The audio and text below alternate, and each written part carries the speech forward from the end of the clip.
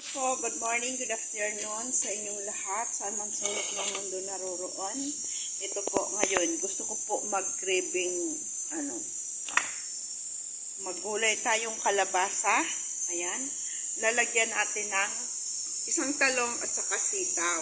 Ang sitaw ko po is naka-frozen yan.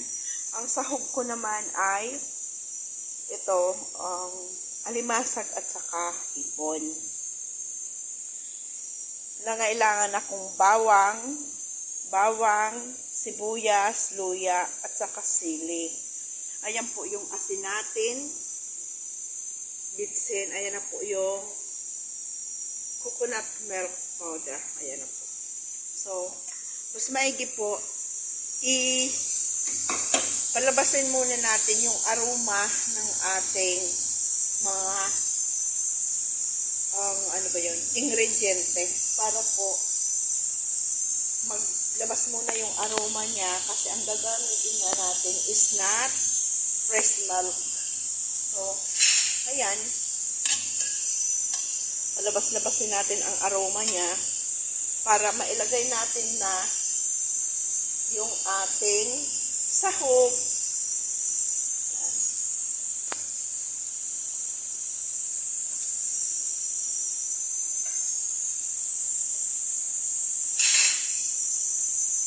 Lang yung bitsin natin.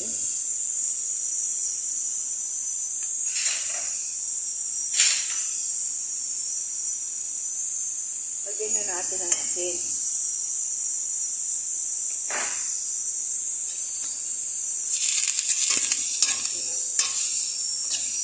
Para ho, mailagay natin yung ating gata.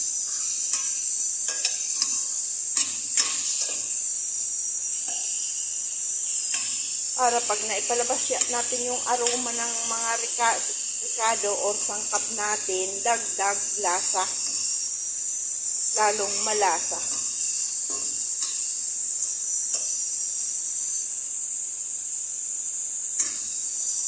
Pasensya na po kasi maingay yung po yan, yung pressure cooker.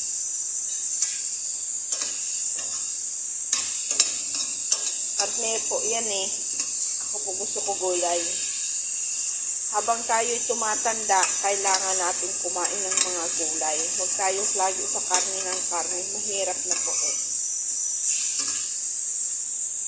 Hindi na tayo pabata. Matanda na tayo. Yeah. Kailangan natin mag-ingat tayo sa mga kinakain natin.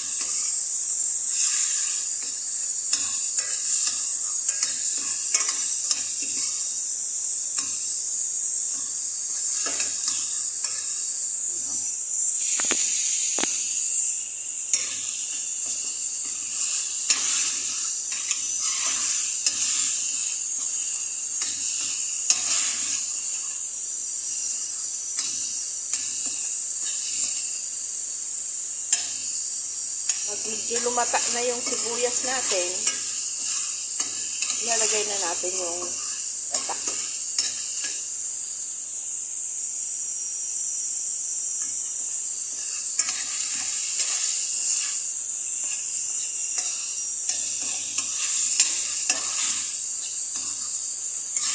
Yan, lumalabas na yung aroma.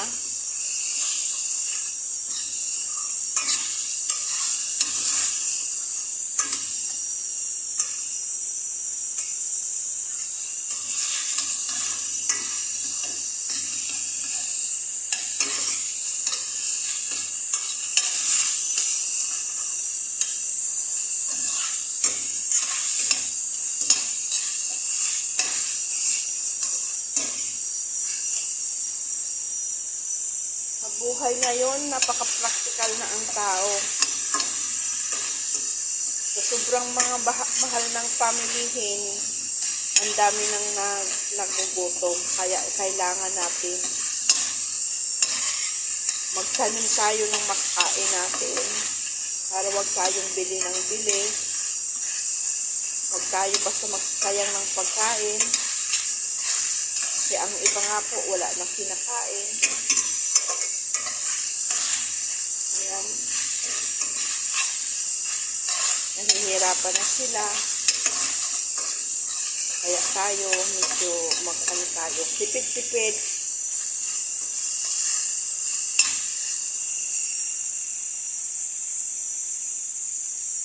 Lagay na natin ang ating hipon at saka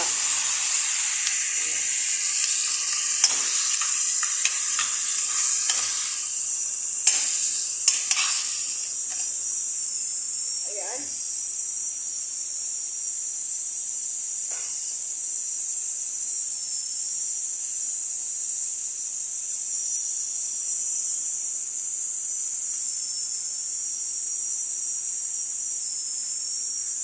Lagay na natin itong gata.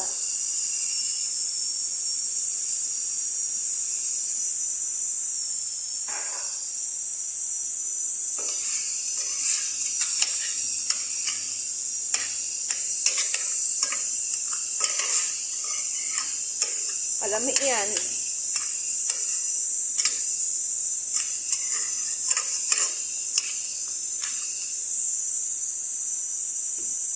Maya-maya, pag nagkulo, ilagay na natin yung ating gulay.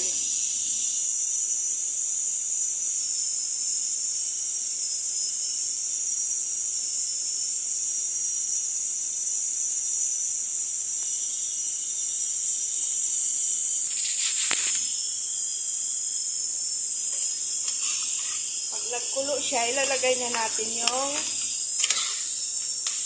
kalabasa.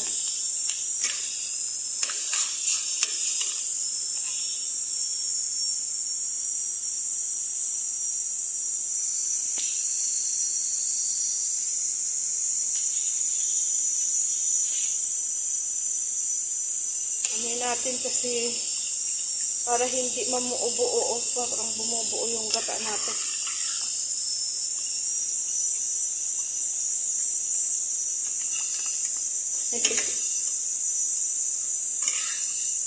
Mas masarap po ang fresh na gata talaga. Ako, para sa akin,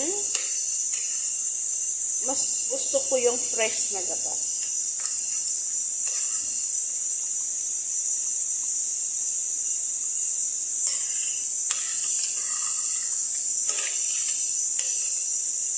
Parang gusto kong lagyan konting kamatis.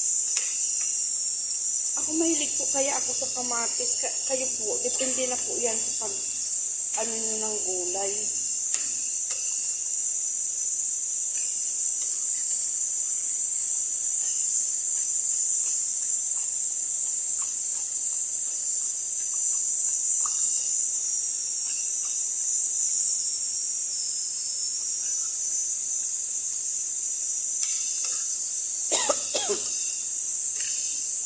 Halo-haloin muna natin para yung gata natin hindi baka bumuubo.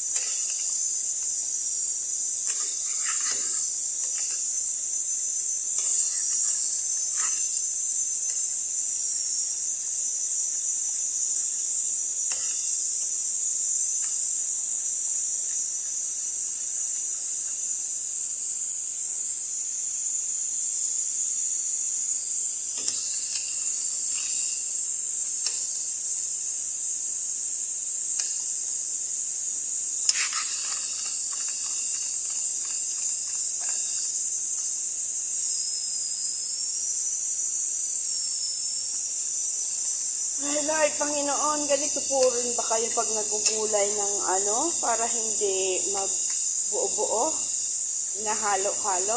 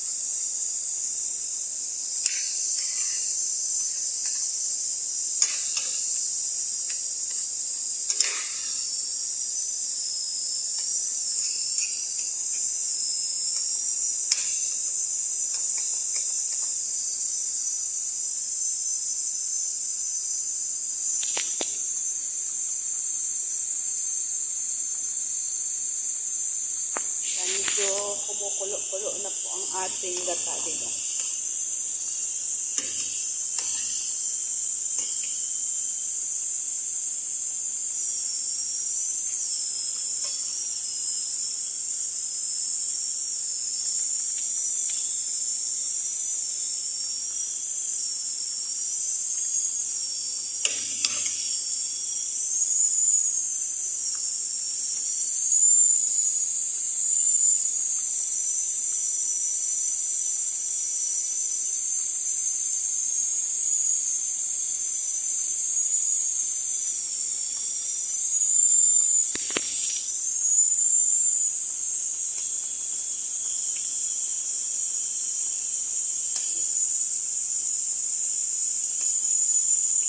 Mananam na kahit yan pa lang.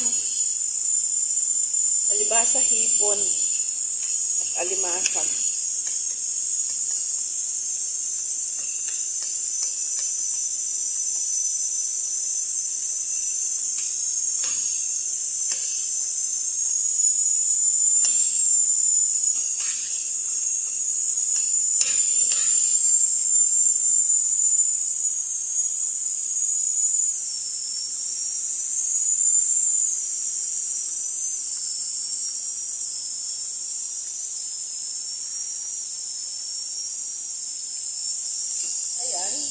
Ilagay na natin itong kalabasa. Sana malago ito.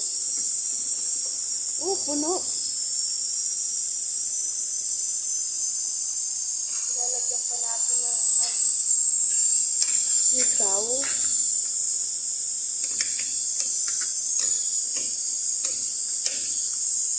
Huwag na natin ubusin yung kalabasa. Sarap sana ubos kasi marami ang gulay na bukas pa. So, paano kung hindi na ata, mahahalo maya.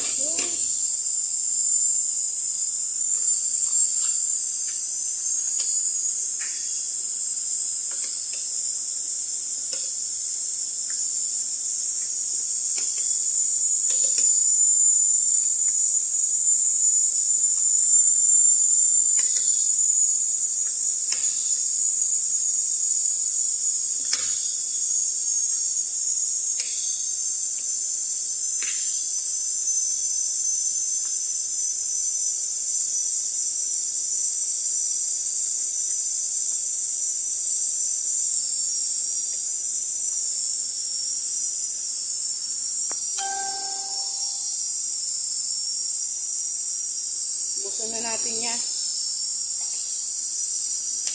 Bababa pa man siguro yan eh. Mamaya pag na, lagay na natin yung talong. Kasi yung talong at saka sitaw, madali lang naman.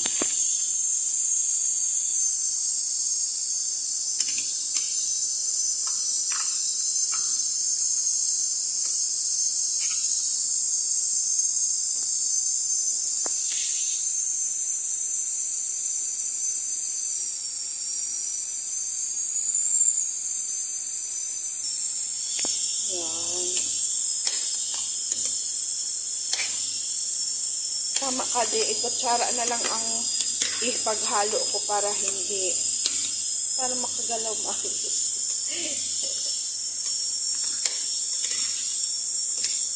So, ayan.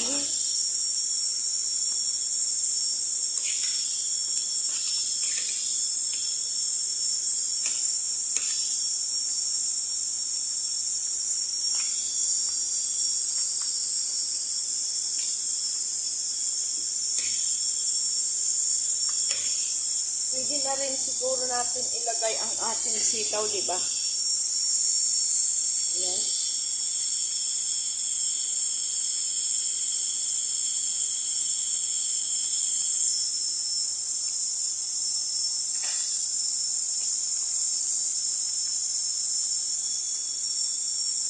Tapos maya-maya yung talong naman, di ba?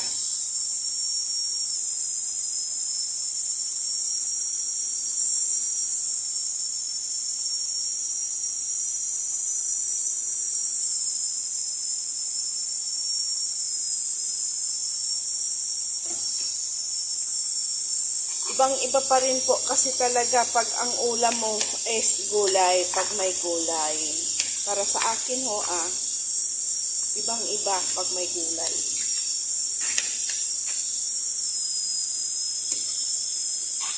Ang iba kasi, mas gusto nila yung mga karne, isda, hindi sila mahilig sa gulay. Yung mga ninuno natin dati, halos lang gulay, di ba? Wala tayong bitsin, Kaya yung mga ninuno natin noon, ang tagal nila mamatay dahil ang pagkain nila, walang mga fusion food ba. Tayo ngayon, lahat na mayroon. Mayroon na bitsin, mayroon na magic sarap, kung ano-ano pang pampalasa. Yung mga noon, ang ginagamit na nila, tanlad. Tanlad. Yung mama ko dati, palagi yung may tanlad.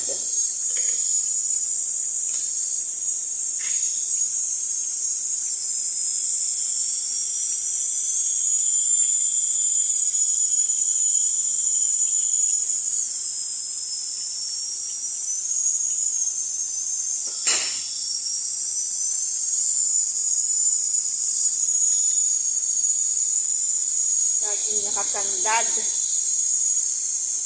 Yung mga tao noon, uugod-ugod na. Yung bang nasa 100 plus na. Ngayon po, bihira na po tayo makakita ng tao na nasa 100 plus.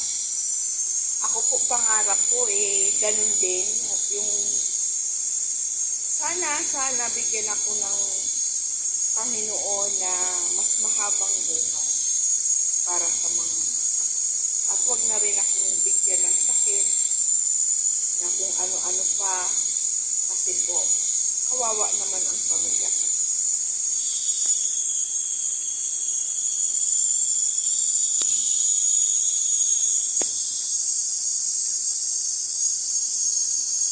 Kung ako ang kukunin ni God, mas pipiliin ko yung matutulog na lang ako. Matulog lang ako.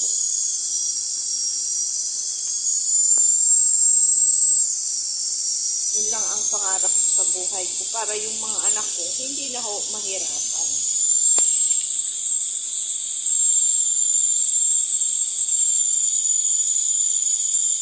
Wala na.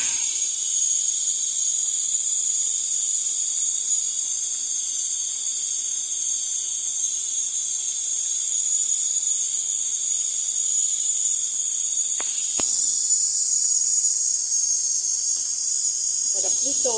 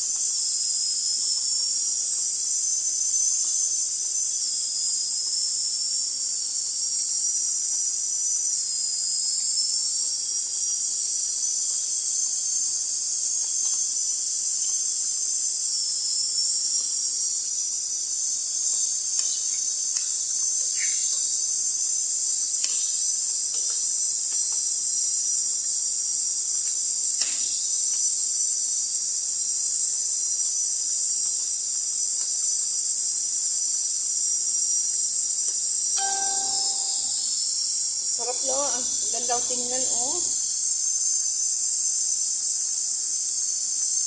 Lagyan natin ng konting asin kasi pag nilagyan natin ng kakang gata, ano pa siya?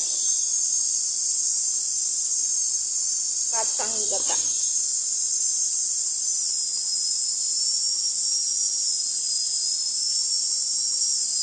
Pero ang sarap na sa totoo lang. Kahit ito lang pagkain ko, hindi ako magkanin, okay na ako.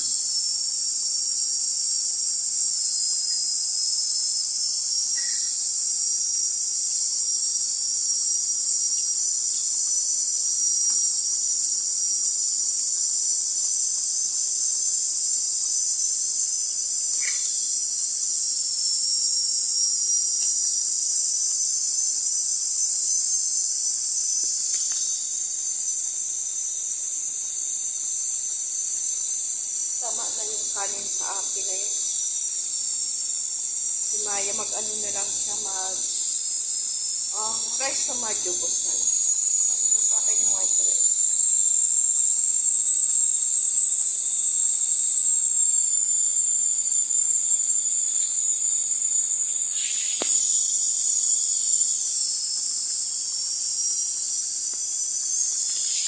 Ang ingay ng ano natin, yung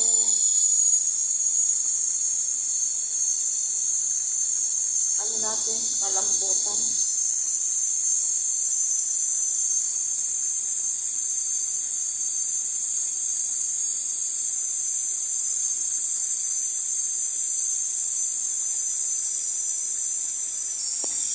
Ayan, ilagay na rin natin yung talong. No?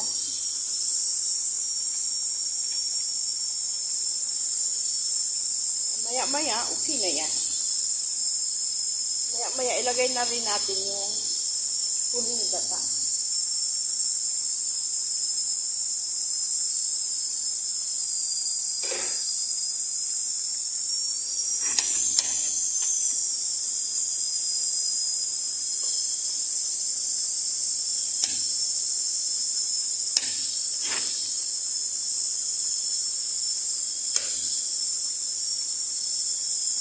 Parang gusto ko takpan kasi para maluto yung talong, diba?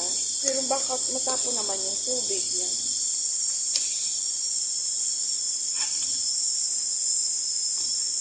Ilubog na lang natin.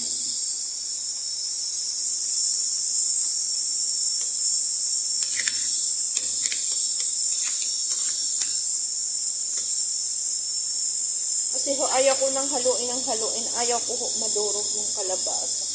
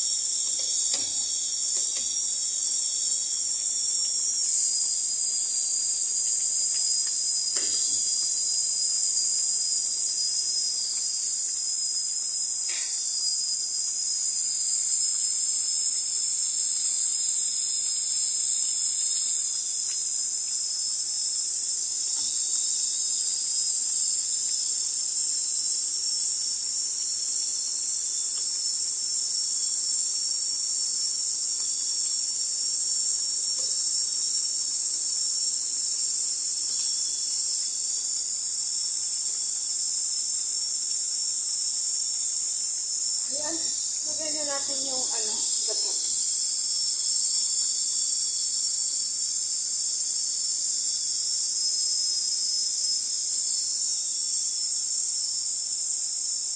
Masarap po kasi sa kalabasa, may sabaw-sabaw. Ayaw ko po sa kalabasa na dry. No?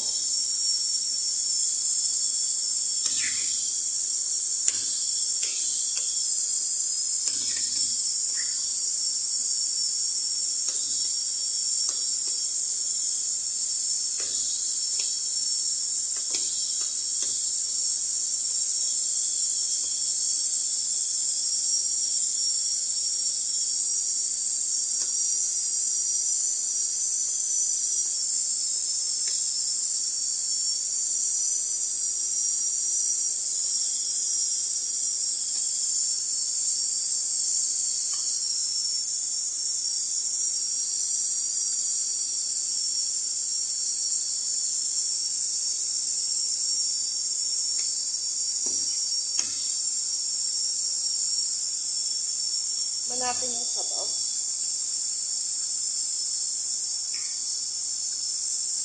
Sarap ng sabaw niya. So, dagdagan natin ng asin. Kasi tumabanghit siya.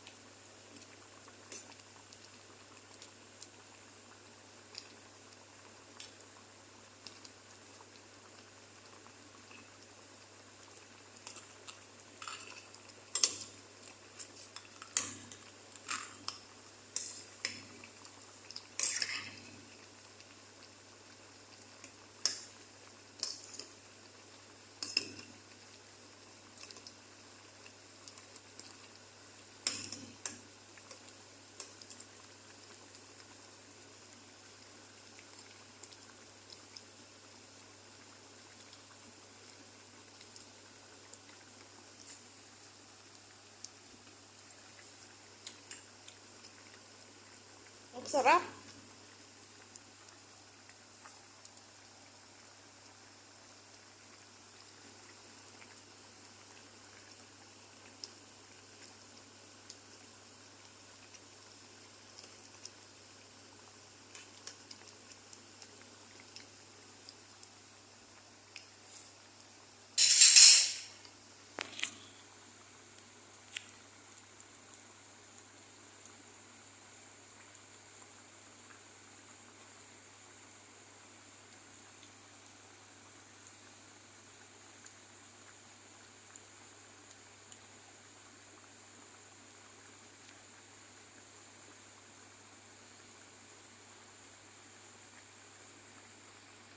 Sarap yan.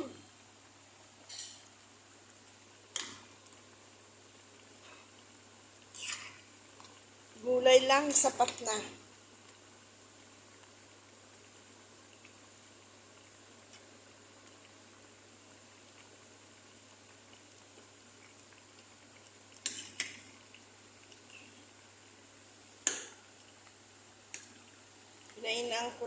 Pinahinaan ko na ng apoy.